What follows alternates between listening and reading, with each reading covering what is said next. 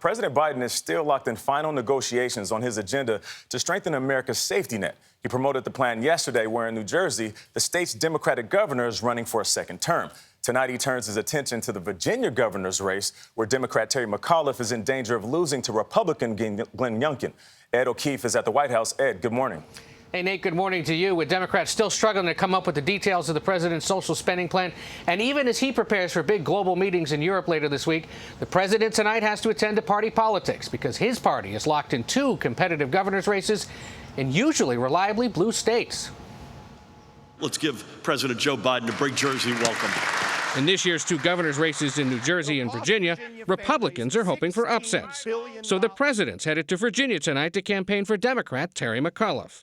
It's an appearance that comes amid record-low public support for the president, especially among independent voters, which could signal bigger trouble for Democrats ahead of next year's midterm elections.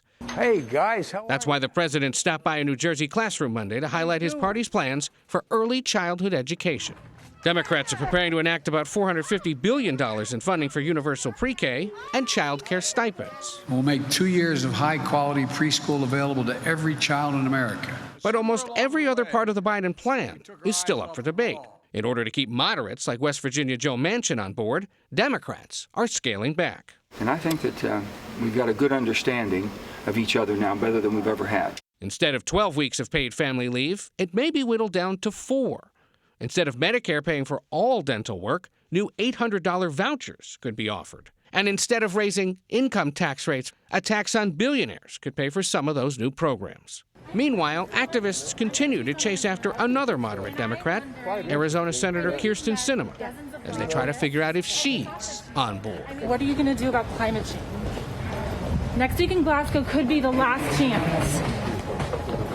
Please answer me, Senator. My family, my house, we're from Tucson. We're constituents. The clock is also ticking on the president's popular bipartisan infrastructure bill. Remember that? Well, federal highway funding is set to expire in 5 days, and it could lapse because House progressives say they won't vote on that infrastructure bill and send it to the president's desk until there's a deal signed or sealed with those two moderate senators, Joe Manchin and Kyrsten Sinema, on the president's broader social spending plan.